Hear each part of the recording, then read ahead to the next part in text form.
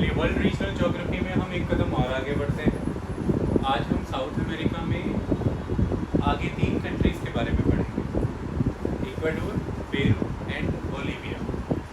ऐसा क्यों करेंगे? हमने जो पिछले लेक्चर 2 कंप्लीट किए वो नॉर्थ अर्बन कल्चर को दर्शाते थे, तो उसके बारे में हमने जो मेन हेडिंग रखी वो थी द अर्बन नॉर्थ। उसके तहत हमने वेनेजुला और कोलंबिया को सीखा। बहुत सारे inbuilt social, economic, political, cultural, social dynamics को हमने समझा।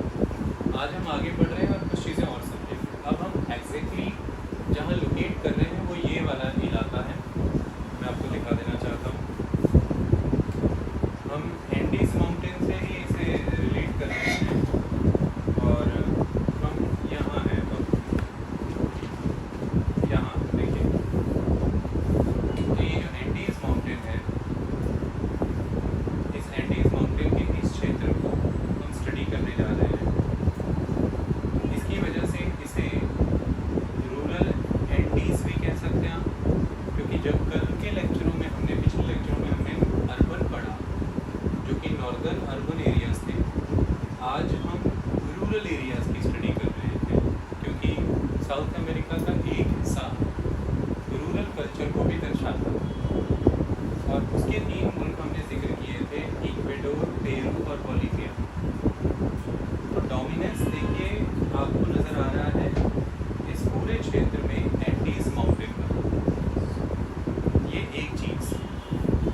तो ये एंडीज माउंटेन का डोमिनेंस बताता है कि ये साउथ अमेरिका में वो पॉकेट्स होंगे, वो आइसोलेटेड रीजन्स होंगे due to the mountain chains, जहाँ पर इंडिजिनियस ग्रुप्स रहा करते होंगे, जहाँ पर उनका कल्चर पनप रहा हो। तो इसलिए ये इलाका अमेर इंडियंस के कल्चर से जाना जाता है।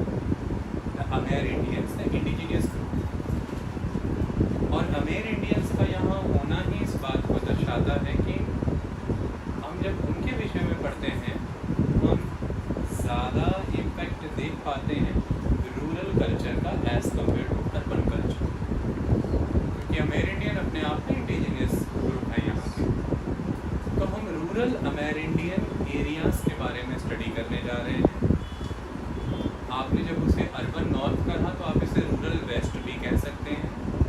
तो हम रूरल वेस्ट को पढ़ने जा रहे हैं, हम रूरल एंडीज़ को पढ़ने जा रहे हैं, हम रूरल अमेर इंडियन एरिया को पढ़ने जा रहे हैं।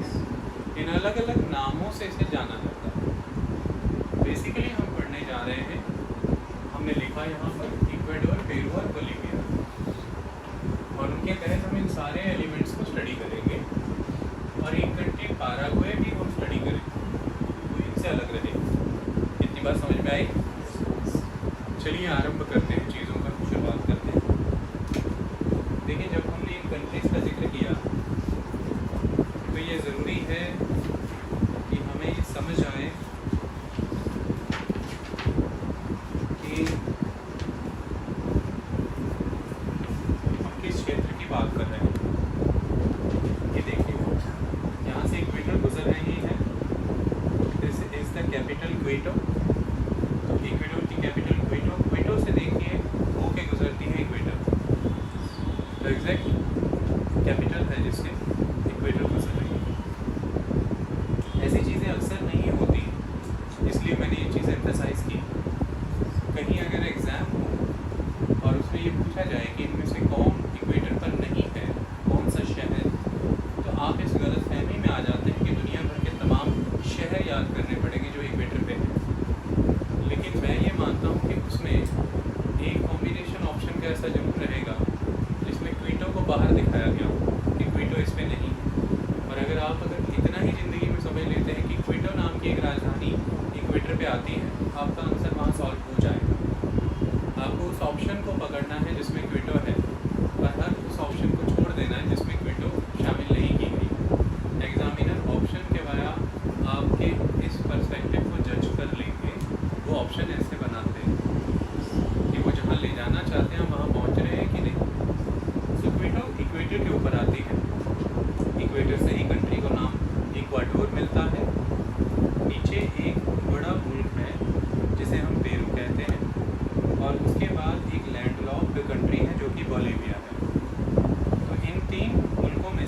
बोलिविया लैंडलॉक्ड है। पेरू को वेस्टर्न साइड पर पैसिफिक ओशियन टच होता है, इक्वेडोर को भी वेस्टर्न साइड पर पैसिफिक ओशियन टच होता है। पेरू की ईस्टर्न साइड पे अच्छा खासा इन्फ्लुएंस यहाँ दिख रहा है अमेज़न रिवर का है। तो अमेज़न रिवर बेसिन का है, जिसके जो हेडवाटर्स हैं वो स्ट्रीम्स जिनसे अमेज़न बनती है उनका ओरिजिन पेरू के ही एंडीज माउंटेन में है। तो पेरू एक ऐसा मुल्क है जहाँ पर अमेज़न नदी का उद्गम क्षेत्र है, ओरिजिन प्लेस। ओके, ये सारी बातें हैं, इन्हें ध्यान में रखिए। हम इन मुल्कों का जिक्र करने जा रहे हैं, कंफ्यूज मत होइए। यहीं पर आपको ये एक ब्लू कलर का स्पॉट दिखता होगा बोलिविया और पेरू के बीच में, ये लेक टिटिकाका है। और आप देख रहे होंगे कि इसी के बहुत समीप बोलिविया की राजधानी लापास है। और अब हम ये समझ पाते हैं कि लापास यहाँ क्यों स्थित है, क्योंकि लेक टिटिकाका का पानी लंबे अरसों से, एंशिएंट पीरियड से ही अपने आसपास सेटलमेंट्स को टिकाने के लिए जिम्मेदार है। तो इसीलिए इसी के पास हमें मिलता है एक पुराना एंशिएंट शहर जो बोलिविया में है, जिसका नाम है तिहुआहुआनाको। ओके, तो इसीलिए आप समझ सकते हैं कि उन्हीं क्षेत्रों में राजधानी भी पनपी और उसका नाम है लापास। ये दुनिया में सबसे ऊंचे एलिवेशन पे होने वाली राजधानी है लापास। Okay, is that clear? चलिए आरंभ करते हैं। इसमें देर कैसे? देखिए, सीधी सी बात है कि ये वेस्टर्न एरिया है, तो यहाँ पर भी इन्फ्लुएंस किनका होगा? स्पेनिश लोगों। ओके, तो शुरुआत में तो स्पेनिश इम्पैक्ट था और आज यहाँ पर ये इम्पैक्ट नज़र आता है स्पेनिश लैंग्वेज। स्पेनिश लैंग्वेज के साथ साथ यहाँ पर रूरल एरियाज़ में, विलेजेस में बड़े स्तर पर लोकल लैंग्वेजेस भी बोली जाती हैं, जिनको हम वर्नैकुलर कहते हैं। तो स्पेनिश के साथ साथ लोकल लैंग्वेजेस हैं। स्पेनिश यहाँ पर लिंगुआ फ्रैंका का काम करती है, आपस में बोलचाल की भाषा है, अलग अलग समूहों को आपस में जोड़ने का काम करती है। लेकिन ग्रामीण क्षेत्रों में जब हम जाते हैं, बटे हुए समुदायों के भीतर उनकी खुद की वर्नैकुलर लैंग्वेजेस उनकी बातचीत का आपस में आधार बनती है। ओके, तो ये एक इम्पॉर्टेंट चीज़ है। तो ये वर्नैकुलर लैंग्वेजेस का होना डाइवर्सिटी को रिफ्लेक्ट करता है कि सोसाइटी के अंदर विविधता है, अलग अलग कम्युनिटीज़ हैं। और ये लिंगुआ फ्रैंका का होने का मतलब इस बात को दर्शाता है कि किसी समय में ये एक तरह के ही पॉलिटिकल कंट्रोल के अंदर रहे हैं लंबे समय तक, और वो था द स्पेन। ओके, तो स्पेनिश कॉन्क्विस्टाडोर्स यानी कि वो लड़ाके जो पैसे की चाहत में स्पेनिश कंट्री के फेवर में अलग अलग मुल्कों को जाकर के जीतते थे, उनके धन संसाधनों को लूटते थे और वहाँ पर कैथोलिक कल्चर का, रिलीजन का प्रचार प्रसार करते थे। हम जो कॉन्क्वेस्ट करते हैं, जो जीत रहे हैं, विजेता हैं, वो कॉन्क्विस्टाडोर कहलाते हैं। और हम ये जानते हैं कि कॉन्क्विस्टाडोर बहुत फेमस थे, फ्रांसिस्को पिज़ारो। ओके, तो फ्रांसिस्को पिज़ारो जिस समय में इस इलाके में आए, किस इलाके में आए हैं, स्पेनिश इन्फ्लुएंस यहाँ इस्टेब्लिश करने का जिम्मा जिन पर जाता है फ्रांसिस्को पिज़ारो में। फ्रांसिस्को पिज़ारो समय 1530 के अराउंड का है, दैट इज AD 1530। ओके, और वो फ्रांसिस्को पिज़ारो ये यहाँ से पेरू, उन्होंने लीमा, पेरू की कैपिटल लीमा को अपना बेस बनाया और लगातार आक्रमण किए। यहाँ पर स्थापित उस समय के एक एम्पायर, और उस एम्पायर का नाम हम सब जानते हैं क्या है? इनका। तो एक बहुत ही फ्लरिशिंग एम्पायर था इनका,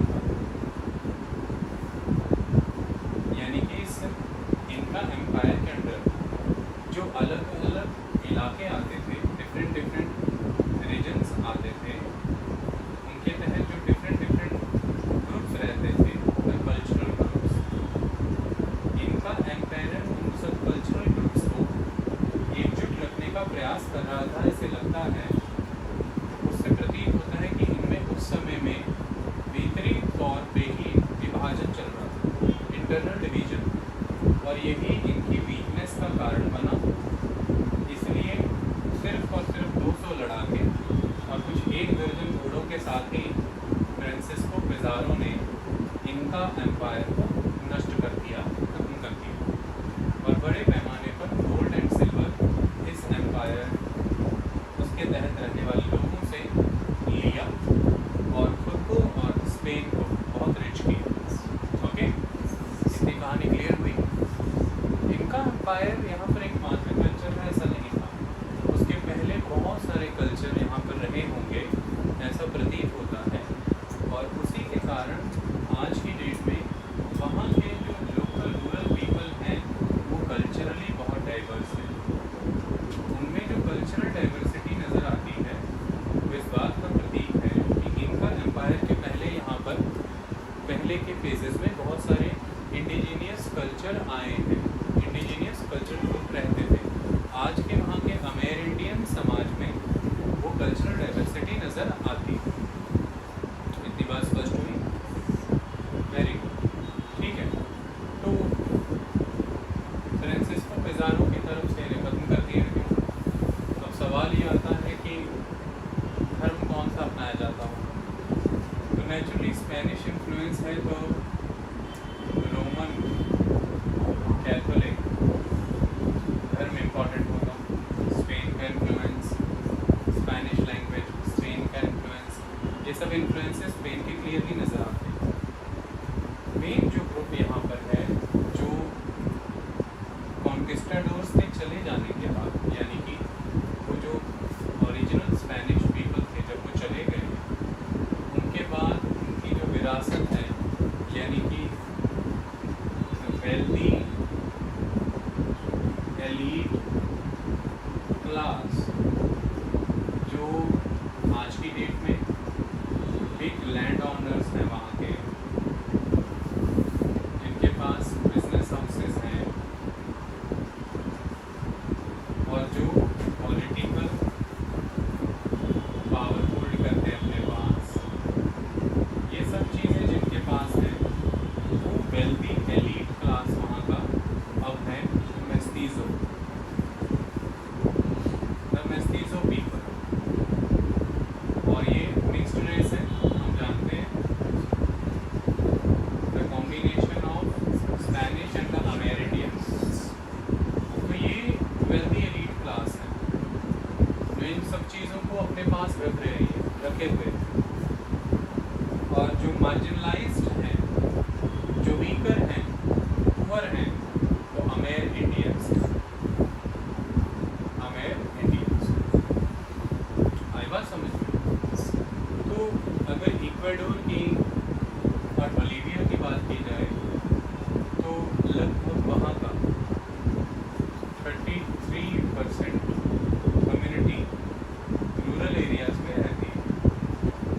वहीं पेरू की बात की जाए तो ऑलमोस्ट 25% कम्युनिटी रूरल एरियाज़ में रहती है। Okay, they are living in the rural areas. और बाकी अर्बन एरिया पॉपुलेशन है, बट वो अर्बन एरियाज़ भी उतने डेवलप्ड नहीं है। अब हम 1 बाय 1 चीज़ों को समझने का प्रयास करते हैं। हम इस क्षेत्र को, इन 3 कंट्रीज़ को पहले फिजिकल ज्योग्राफी वाइज समझने की कोशिश करते हैं। मुझे यकीन है कि आपको ये तो ज़रूर पता होगा, इनका एम्पायर इन्हीं कंट्रीज़ में फैला हुआ था। हमने पहले भी लेक्चरर्स का वो सर्कल देखा हुआ था। कोई संदेश भेज के याद कर रहा है, देख लें कौन है।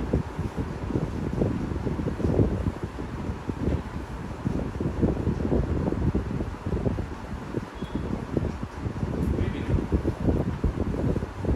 संदेश कहाँ ही आते हैं, है कि नहीं? ठीक है, फिजिकल ज्योग्राफी में आपको ऐसा फील होता होगा कि एंडीज ही यहाँ पर डोमिनेंट है। हाँ, ये बात सही है कि फिजिकल फीचर में एंडीज का एक डोमिनेंस तो नज़र आता है, लेकिन इसके साथ साथ डोमिनेंस नज़र आता है कोस्टल एरिया का भी। हमें इसको कंबाइन करके ही चीज़ों को समझना है, एंडीज प्लस कोस्टल एरिया। तो हम ये देख पा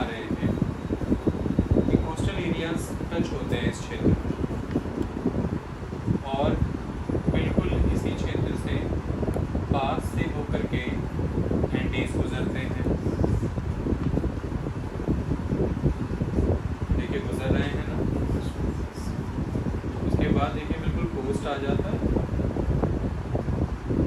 किसी तरह की कोई समस्या तो नहीं है।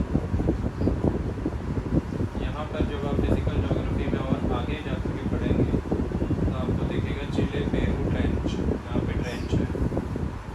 ओके, अभी के लिए बस इतना समझ लीजिए। तो अब कोस्टल वाटर, तो हमने अब तक समझा है कि जो वाटर एंड लैंड होता है इसकी टेंडेंसी में फ़र्क होता है। क्या फ़र्क होता है? पानी गर्म भी देर से होता है, फिर ठंडा भी देर से होता है। लैंड जल्दी गर्म होता है और फिर ठंडा भी जल्दी हो जाता है। प्रक्रिया नहीं समझेंगे हम, थोड़ी कई बार समझेंगे। तो इसी कारण अब इस रीजन में एलिवेशन होने के कारण, यानी कि ऊंचाई, एल्टीट्यूड, या आप उसे एलिवेशन कहें, बुक में ऐसा कहा गया है। तो एलिवेशन होने के कारण एंडीज के क्षेत्र की ऊंचाइयों में जो वेदर कोल्ड हो सकता है उसके सराउंडिंग कोस्टल रीजन में वाटर के इम्पैक्ट के कारण वो इलाका वार्मर भी रहता होगा। ओके, सो कोस्टल वाटर जो है पैसिफिक के, वो एक वार्मथ प्रोवाइड करता है, एक वार्म इम्पैक्ट प्रोवाइड करता है। वहीं दूसरी तरफ एंडीज अपने एलिवेशन के कारण ठंडे भी रहते हैं। ओवरऑल अगर आप इसको देखें, ऊपर से इक्वेटर गुजरती है, इक्वेटर में इक्वेटर के पास से, और नीचे जाएं तो ट्रॉपिक ऑफ कैप्रिकॉर्न गुजरती है। हमने ट्रॉपिक ऑफ कैप्रिकॉर्न के बारे में ये पढ़ा हुआ है कि ये अटाकामा डेजर्ट क्षेत्र से गुजरती है। तो अगर हम इसको ध्यान से देखें तो ये देखिए, this is the tropic of Capricorn. ये ट्रॉपिक ऑफ कैप्रिकॉर्न अटाकामा से गुजर रही है और ये चिले का इलाका है। अटाकामा डेजर्ट यहाँ पर है, यानी कि चिले के उत्तरी भाग में जो एक्सटेंड होते हैं पेरू के दक्षिणी भाग में। तो चिले के उत्तरी और पेरू के दक्षिणी भाग में अटाकामा डेजर्ट्स दुनिया के सबसे ड्राई डेजर्ट्स,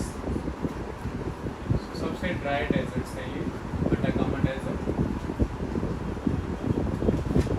मैं आपको एक मैप दिखा देता हूँ, इसके बाद चीज़ें क्लियर हो जाएंगी। वैसे अटाकामा डेजर्ट इस मैप पे भी दिखाया गया है, इस मैप पे भी देख लो। भाई बहुत मेहनत लगती है पढ़ाने में, बहुत सारी।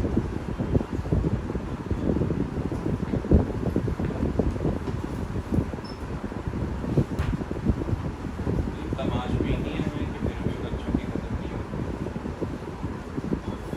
हाँ चलो इसी में देख लेते हैं, उसमें अच्छा नहीं है। तो हमें यहाँ नज़र आ रहा है ना, दिस अटाकामा डेजर्ट, नाम तो छोटा सा लिखा होता है, इसका फैलाव क्षेत्र अधिक होता है। ओके, तो ये क्या बताया गया है यहाँ पर? ये सिंपल चीज़ ये बताई गई है कि ये जो लैटिट्यूड है, हमने पहले भी समझा था,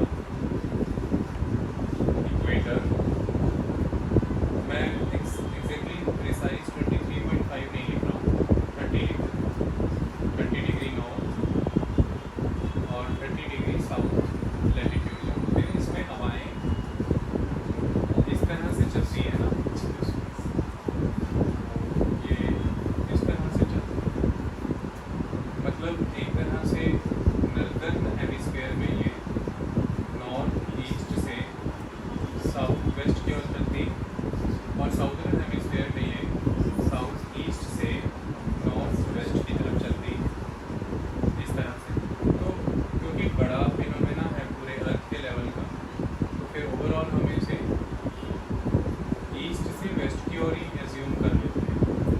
तो ये जो लैटिट्यूड होते हैं, tropical latitude, and tropical latitude में हवाएं ईस्ट से वेस्ट की ओर जाती हैं। तो इसके कारण यहाँ पर अब रास्ते में एंडीज माउंटेन आ गए। आप उसको कुछ ऐसा इमेजिन करिए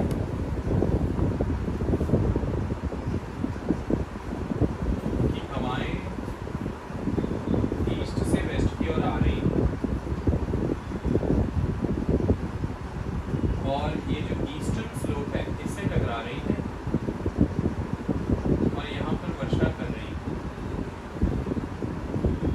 इस वर्षा के कारण एंडीज माउंटेन की ईस्टर्न स्लोप पे तो अच्छी खासी रेनफॉल है,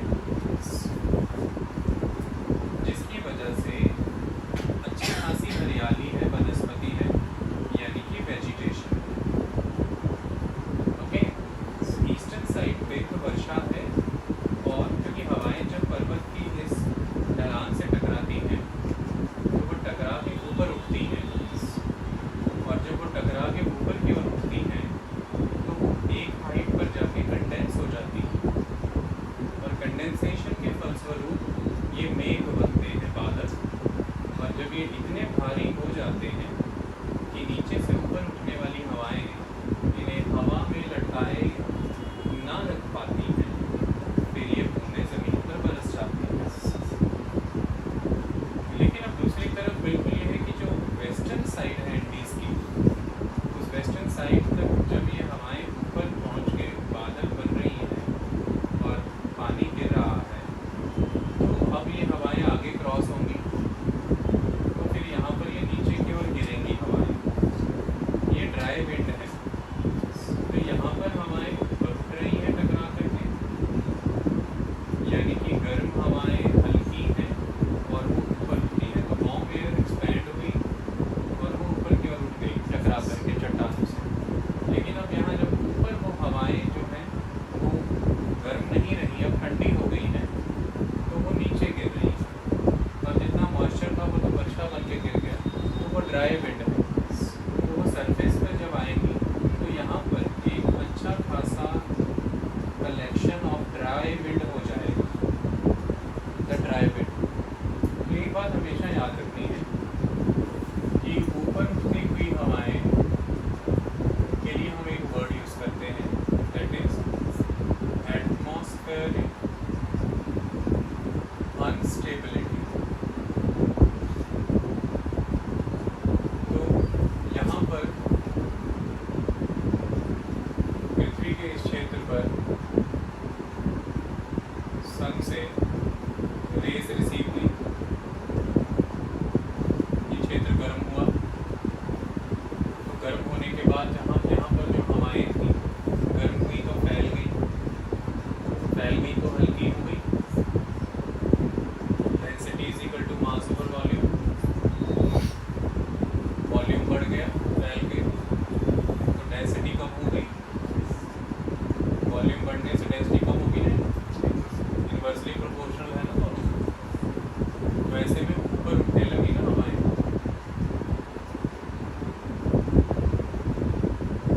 हवाएं जब ऊपर उठी हैं तो यहाँ पर वैक्यूम क्रिएट हुआ ना,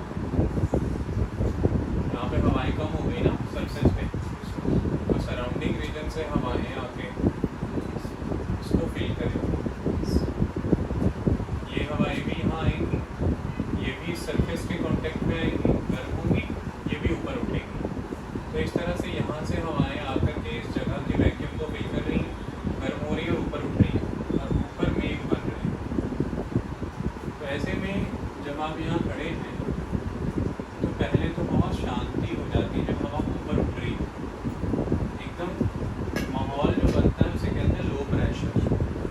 क्योंकि जब हवाओं के पैकेट ऊपर जा रहे हैं तो जो मॉलिक्यूल है एटमॉस्फेरिक वो ऊपर जा रहे हैं, तो यहाँ इस जगह पर सरफेस पे दबाव कम हो जाएगा। जब एयर कम हो जाएगी तो उसका दबाव भी कम हो जाएगा ना, वजन। ऐसे में लो प्रेशर बनता है। जब लो प्रेशर बनता है, हम कभी शाम को बाहर बैठे हों तो पत्ता भी नहीं हिलता, पसीना बहुत आता है, और अक्सर कहते हैं तूफान के आने के पहले की शांति।